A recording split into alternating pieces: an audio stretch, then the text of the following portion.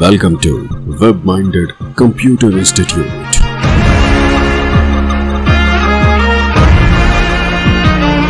Then like, subscribe and share. पिछले session में हमने जानकारी ली थी ऑपरेटिंग सिस्टम के बेसिक्स के बारे में और ऑपरेटिंग सिस्टम की हिस्ट्री के बारे में। इस सेशन में बात करेंगे ऑपरेटिंग सिस्टम के मुख्य कार्य क्या हैं, मेन फंक्शंस क्या हैं ऑपरेटिंग सिस्टम के। आइए सबसे पहले शुरुआत करते हैं मेमोरी मैनेजमेंट। कंप्यूटर में अलग अलग तरह की मेमोरी अवेलेबल है, जिसमें कैश मेमोरी अवेलेबल है, प्राइमरी मेमोरी है, सेकेंडरी मेमोरी है। उन सभी को मैनेज करना ऑपरेटिंग सिस्टम का काम रहता है। यूज़र यानी मैं या आप जब भी कोई आदेश कंप्यूटर को देते हैं तो कंप्यूटर के द्वारा उन सभी बड़े या छोटे कार्य या उन आदेश या टास्क को पूरा किया जाता है। इन छोटे बड़े कार्य पूरे किए जाते हैं, इनको हम प्रोसेस कहते हैं। और असल में कंप्यूटर का कार्य इन्हीं प्रोसेस को करना होता है। जब ये कार्य पूरा होता है यानी कि प्रोसेस पूरी होती है तो कंप्यूटर को दिया गया टास्क कंप्लीट हो जाता है। अब यूज़र द्वारा दिए गए इन कार्यों को पूरा करने के लिए ऑपरेटिंग सिस्टम को इन सभी प्रोसेसेस को एग्जीक्यूट करना पड़ता है। यानी कि जो हमने आदेश दिए कंप्यूटर को वो असल में कुछ प्रोसेसेस के रूप में कंप्यूटर में बन गए, यानी कि कंप्यूटर को वो प्रोसेस के रूप में करने हैं। अब ऑपरेटिंग सिस्टम इन सभी प्रोसेस को जब एग्जीक्यूट करना चाहता है तो उसको मेमोरी चाहिए। उन प्रोसेस को रखने के लिए क्या कार्य हुआ, क्या कार्य नहीं हुआ, इन सब के लिए मेमोरी चाहिए होती है ऑपरेटिंग सिस्टम को। तो अब यहाँ से उन सभी प्रोसेसेस को मेमोरी प्रोवाइड करवाना ये मेमोरी मैनेजमेंट कहलाता है। ऑपरेटिंग सिस्टम प्राइमरी मेमोरी और मेन मेमोरी दोनों को मैनेज करता है। मेन मेमोरी जो रहती है फास्ट स्टोरेज होती है। मेन मेमोरी हर एक लोकेशन का रिकॉर्ड रखती है। मेन मेमोरी को डायरेक्ट सीपीयू से एक्सेस किया जा सकता है।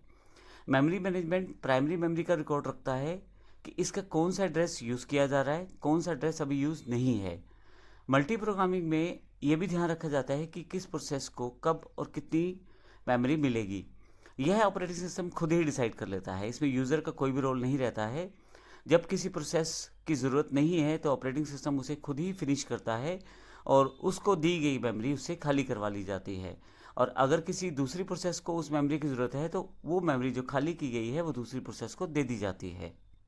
लेकिन इस पूरे प्रोसेस में कमाल की बात यह है कि मेमोरी मैनेजमेंट करते समय यूज़र को इस तरह का कोई भी कार्य नहीं करना पड़ता। यूज़र को केवल आदेश देना था कि मुझे कंप्यूटर से काम लेना है। अब कंप्यूटर का काम ये रहता है कि उस आदेश या उस इंस्ट्रक्शन को प्रोसेस में डिवाइड करे और उन प्रोसेस को सीपीयू से या मेमोरी मैनेज करके अपना पूरा काम करवा ले। इस तरह से ऑपरेटिंग सिस्टम का एक मुख्य कार्य रहता है मेमोरी मैनेज करना।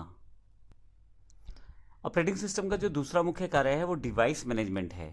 जैसा कि हमने देखा था कंप्यूटर में बहुत सारी डिवाइसेस जुड़ी रहती हैं, जिसमें इनपुट डिवाइसेस हैं, आउटपुट डिवाइसेस हैं, काफ़ी सारी आप एक्सटर्नल डिवाइसेस लगा सकते हैं और काफ़ी सारी इंटरनल डिवाइसेस भी सीपीयू में जुड़ी रहती हैं, हमारे कंप्यूटर के साथ जुड़ी रहती हैं। ऑपरेटिंग सिस्टम द्वारा इन सभी डिवाइसेस को संबंधित ड्राइवर्स या इनपुट आउटपुट कंट्रोलर के माध्यम से डिवाइस कम्युनिकेशन को मैनेज किया जाता है। अर्थात keyboard, mouse, monitor, scanner, USB port, camera, mic, printer, ये कुछ डिवाइसेस के एग्जांपल है। इन सभी को, हालांकि जितनी भी डिवाइसेस कंप्यूटर के साथ जुड़ी रहती हैं, इन सभी को ऑपरेटिंग सिस्टम जो है एक स्पेशल सॉफ्टवेयर ड्राइवर्स या इनपुट आउटपुट कंट्रोलर इनके द्वारा मैनेज करता है। सभी डिवाइसेस को रिकॉर्ड रखा जाता है, किस प्रोसेस के द्वारा कौन सी इनपुट आउटपुट डिवाइस को कब और कितना प्रयोग किया गया या कितना प्रयोग किया जाएगा, यह ऑपरेटिंग सिस्टम डिसाइड करता है। इनपुट डिवाइस आउटपुट डिवाइस को आपस में कोऑर्डिनेट करवाना ये भी ऑपरेटिंग सिस्टम का ही काम है।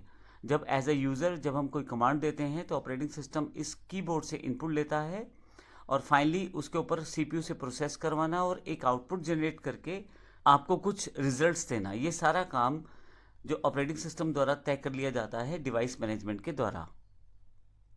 इसके अलावा प्रोसेसिंग मैनेजमेंट है जो एक इम्पोर्टेंट कार्य रहता है ऑपरेटिंग सिस्टम का।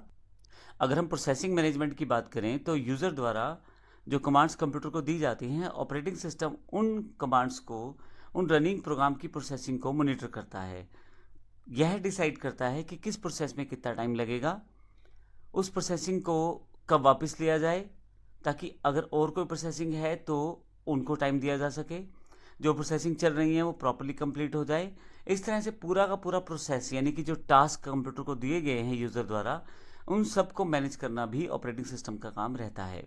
फाइल मैनेजमेंट, यह फाइल सिस्टम से जुड़ा हुआ प्रोसेस रहता है। फाइल सिस्टम में जैसे डायरेक्टरीज बनती हैं यानी कि फोल्डर्स, और या फाइल्स बनती हैं जैसे वर्ड की फाइल है, एक्सेल की फाइल है, इस तरह से हज़ारों टाइप की फाइल आप अपने कंप्यूटर में बना सकते हैं। फाइल्स को ऑर्गेनाइज करके रखना, हम आसानी से किसी डेटा को सर्च कर सकें, किसी फाइल को सर्च कर सकें, किस तरह से हम उसकी इन्फॉर्मेशन ले सकें, उस फाइल को बनाने का तारीख, उस फाइल को मॉडिफाई करने का तारीख या उसका स्टेटस, इन सभी चीज़ों को ऑपरेटिंग सिस्टम द्वारा मैनेज किया जाता है। फाइल क्या हार्ड डिस्क पे स्टोर होने वाली है, या फाइल जो है वो एक पेन ड्राइव जो एक्सटर्नल मेमोरी है उस पर स्टोर किया जाने वाला है। सब के सब चीज़ों को, फाइल एस्पेक्ट से जुड़ी हुई सारी मैनेजमेंट को ऑपरेटिंग सिस्टम अपने द्वारा ही कर देता है। यूज़र को डायरेक्टली कुछ भी नहीं बताना, उसको सिर्फ ये बताना है कि उसको फाइल या फोल्डर बनाना कहाँ है, बाकी सारा काम ऑपरेटिंग सिस्टम द्वारा खुद ही कर लिया जाता है। अगर किसी कारण से पहले से वो फाइल अवेलेबल है या उस नाम की फाइल अवेलेबल है तो ये जानकारी कंप्यूटर यूज़र को दे देता है। डिलीट करते समय भी फाइल को 2 बार कंफर्म किया जाता है यूज़र से, ताकि गलती से डिलीट ना हो जाए। डिलीट करने के पश्चात उसको रिसाइकिल बिन तक लेके जाना फाइल्स फोल्डर्स को, और अगर यूज़र को बाद में ज़रूरत पड़े तो वहाँ से वापस रिस्टोर करना, ये सारा का सारा प्रोसेस बड़ी आसानी से ऑपरेटिंग सिस्टम द्वारा कर दिया जाता है। फाइनली जो लास्ट टास्क है वो बड़ा इंपॉर्टेंट रहता है कंप्यूटर में, सिक्योरिटी से रिलेटेड। कंप्यूटर एक सिक्योर डिवाइस है। कंप्यूटर डिवाइस सिक्योर इसलिए है क्योंकि ऑपरेटिंग सिस्टम ने इसे सिक्योर बना दिया है।